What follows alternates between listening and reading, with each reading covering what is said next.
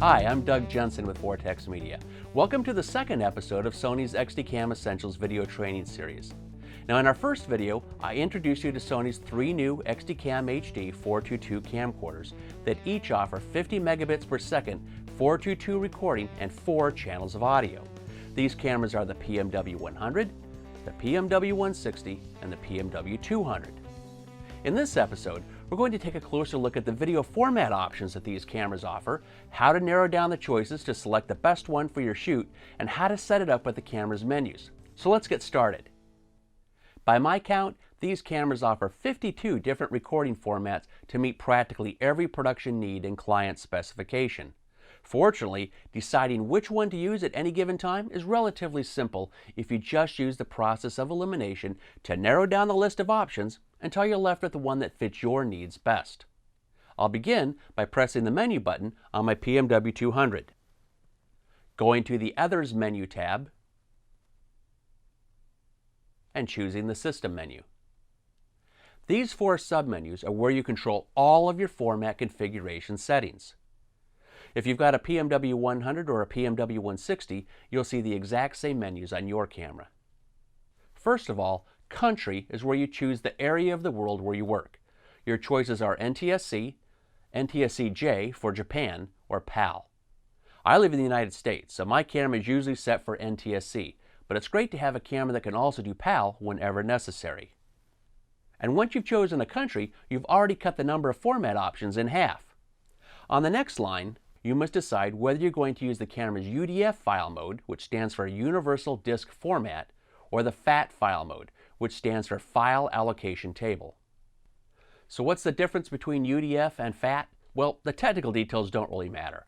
All we need to know is that there are 2 different ways of storing computer files. Sony uses the UDF mode on their big shoulder mount cameras that record on optical discs, such as the F800. But the smaller XDCAM cameras that record on S/S cards have always used FAT. Well, that is at least until now. The PMW100, 160, 200, and even the bigger PMW500 are hybrids that allow you the option of recording with either the FAT or UDF video formats on S/S cards. So with these new cameras, you have the choice of shooting with the same 35 megabits per second 420 specifications of the EX1R, EX3, and F3, if that fits your needs better, or you can choose one of the higher quality 50 megabits per second 422 recording modes that also provide 4 channels of 24-bit audio. That decision is made right here on this menu when you choose either UDF or FAT. Now, it's always been my philosophy to shoot with the best settings that any camera I'm using offers, unless of course there's a good reason to choose something else. Therefore, I recommend that you choose UDF so that you can shoot with the very best video quality. And with that decision made, we've just cut the remaining number of format options in half again. On the next line, you must decide whether you're going to shoot with a high definition format or with one of the camera's 4 standard definition formats. My recommendation is to always choose HD, regardless of what type of program you're working on. And that brings us to the Format submenu. And because of the previous decisions that we've made, there are only 11 options left. Let's examine more closely what the letters and numbers in these format choices mean, because once you know how to read them, making a choice is pretty simple. First, you have the color sampling mode, then the bit rate, then the resolution, and finally the scan mode. Choosing HD 422 means that your video will have twice as much color information as the HD 420 formats. Now that difference might not be visible for some types of productions, but if you're shooting for broadcast or doing chroma keying, extensive color grading, or visual effects, that boost in quality might make a big difference. This column identifies the bit rate, and it refers to how much data is being written to the memory card.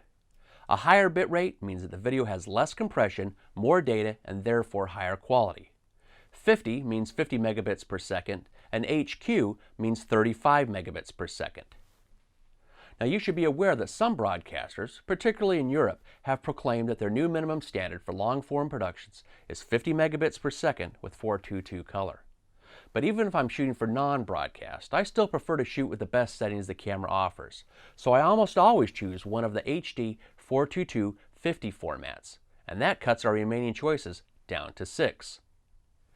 3 of them are 1920 by 1080 resolution, and the other 3 are 1280 by 720 resolution.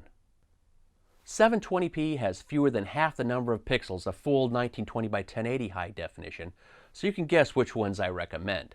But there are exceptions, especially for times when you want to shoot slow motion footage.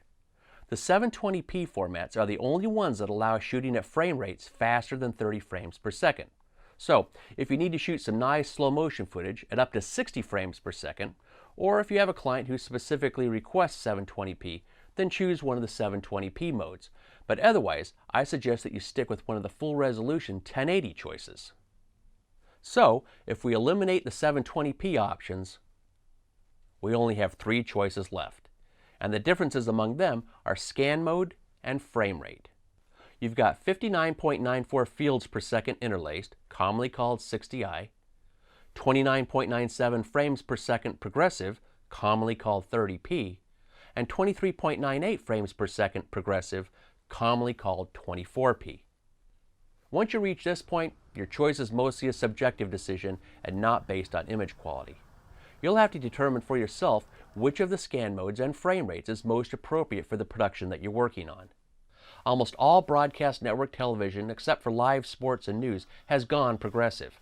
So I always shoot 29.97 or 23.98, depending on the needs of the production I'm working on. 29.97 has a very nice progressive look to it, and it meshes well with broadcast television, which is based on 30 frames per second. So that's what I use anytime I'm shooting for a network television client or cable channel.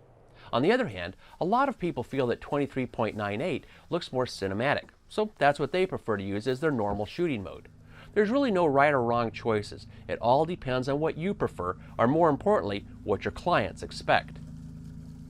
So out of the 52 possibilities, these 2 are my preferred video format choices for almost everything I shoot. Pretty much the only time I would not use one of these formats is when I wanted to shoot some slow motion footage, and then I would temporarily choose one of these 2 720p formats. But no matter which video format or formats you choose, I highly recommend that you begin by shooting some test footage and then going through your whole workflow to make sure that there are no surprises. It's your responsibility to make sure that the format configuration you select is the right choice for your production and will look fantastic at the other end of the workflow. So that's a quick look at how to select a video format on the PMW100, PMW160, and PMW200. And that brings us to the end of our second episode of XDCAM Essentials. I hope you found this video helpful, and I invite you to tune in to our next video. Until then, happy shooting.